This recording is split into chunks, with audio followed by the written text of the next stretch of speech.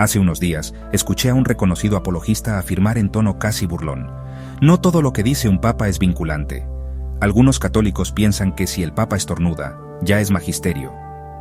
La audiencia rió. Pero yo no. No porque no entienda el humor, sino porque detrás de esa frase había algo más profundo, una forma sutil de minar la autoridad del sucesor de Pedro. En nombre de una falsa libertad teológica, algunos han comenzado a trazar una línea tan delgada entre lo que debe creerse y lo que puede ignorarse, que al final terminan haciendo del juicio personal la norma última, incluso por encima del magisterio auténtico de la Iglesia. ¿Dónde queda entonces la promesa de Cristo a Pedro? ¿Dónde queda el tú eres Pedro? Y sobre esta piedra edificaré mi iglesia. Mateo 16, 18.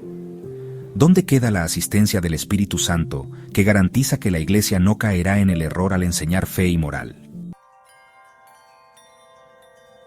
La verdad es que la enseñanza de la Iglesia sobre el magisterio no se reduce a definiciones infalibles y solemnes. Existe un magisterio ordinario, vivo, constante, que también exige nuestro asentimiento, y rechazarlo no es libertad, es desobediencia. En esta reflexión, veremos cómo lo enseñó el Concilio Vaticano II, cómo lo reafirmó San Juan Pablo II y por qué no podemos permitir que las caricaturas y reduccionismos debiliten nuestra fidelidad al magisterio de la Iglesia. Porque en tiempos de confusión, la obediencia no es cobardía, es sabiduría y acto de fe. La afirmación «no todo magisterio es necesariamente infalible» es correcta desde el punto de vista doctrinal, pero conviene matizarla para evitar malentendidos o desconfianzas hacia la enseñanza de la Iglesia. Para aclarar los errores de la apologeta de redes sociales, hemos acudido a fuentes del magisterio que hemos dejado en la descripción de este video. Es cierto que no todo acto del magisterio es infalible, pero eso no significa que pueda ser ignorado, contener error o que carezca de autoridad. El magisterio de la Iglesia se expresa de dos formas, de manera infalible y de manera auténtica. El magisterio infalible se da en casos muy específicos, cuando el Papa habla ex cátedra, como en la proclamación de la Inmaculada Concepción o la Asunción de María, o cuando el Colegio de Obispos, en comunión con el Papa, define solemnemente una doctrina en un concilio ecuménico. El magisterio auténtico no es infalible, pero es seguro y, por tanto, vinculante. Se refiere a las enseñanzas ordinarias del Papa o de los obispos en comunión con él.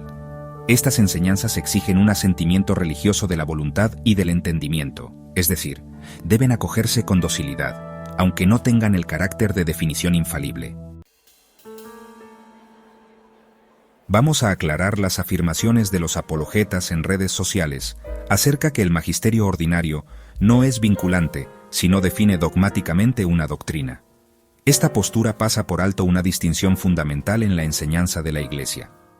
El entonces cardenal Joseph Ratzinger aclaró en 1998 que existen doctrinas enseñadas por el Romano Pontífice o el Colegio Episcopal que, aunque no sean proclamadas con un acto definitivo, son expresión auténtica del magisterio ordinario y exigen el religioso asentimiento de voluntad y entendimiento. Es decir, no estamos ante simples opiniones teológicas, sino ante enseñanzas verdaderas o al menos seguras, ofrecidas para proteger la fe contra errores y para profundizar en la comprensión del depósito revelado.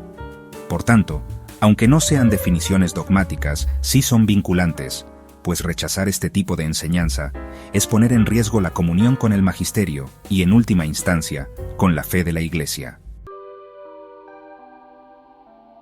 Todo el magisterio merece respeto, obediencia y apertura de corazón, porque es ejercicio del oficio pastoral confiado por Cristo a la Iglesia. Desacreditar o relativizar el magisterio auténtico por no ser infalible es un error que puede llevar a la desobediencia o al juicio temerario, pues deja espacio a creer que puede contener error. El Espíritu Santo asiste a la Iglesia no solo en sus definiciones dogmáticas, sino también en su enseñanza cotidiana, guiando a los fieles en la verdad revelada. Decir que quienes citamos el Concilio Vaticano II creemos que anula a los anteriores concilios es una falsa dicotomía y una generalización injusta. La Iglesia no funciona como un sistema político donde una nueva administración revoca las decisiones de la anterior. El magisterio auténtico es orgánico, es decir, crece en continuidad, no en ruptura. Cada concilio, incluido el Vaticano II, se inscribe en la tradición viva de la Iglesia. No es un nuevo inicio, sino una profundización y actualización del único depósito de la fe, bajo la guía del Espíritu Santo. El mismo Papa Benedicto XVI habló de la importancia de interpretar el Concilio Vaticano II según la hermenéutica de la continuidad, y no de la ruptura. Esta hermenéutica reconoce que el Vaticano II no contradice a Trento ni a Vaticano I, sino que los presupone y los desarrolla según los desafíos del mundo moderno. Por eso, citar el Vaticano II no implica ignorar o relativizar los concilios anteriores. Al contrario, quien lo estudia seriamente reconoce en sus documentos la profunda raíz patrística, bíblica y doctrinal que lo enlaza con toda la tradición.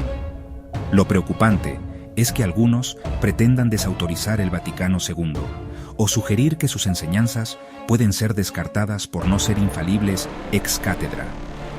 Esa actitud sí rompe la continuidad del magisterio y se aleja del sensus fidelium y de la obediencia debida a la Iglesia.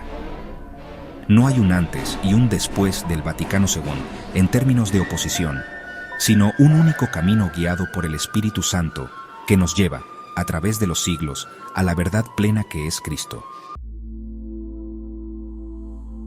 El Papa San Juan Pablo II, en la audiencia general del miércoles 17 de marzo de 1993, dijo textualmente, abro comillas, la función magisterial de los obispos está, pues, estrechamente vinculada con la del romano pontífice.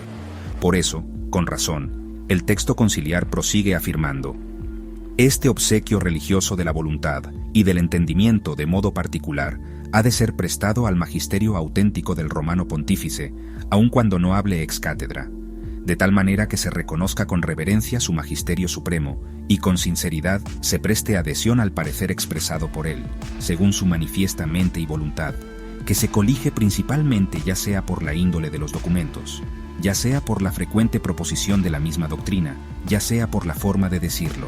Fin de cita. Este pasaje de la audiencia de San Juan Pablo II es de una claridad impresionante y desmonta, sin necesidad de polémica, muchas de las objeciones modernas contra el magisterio del Papa.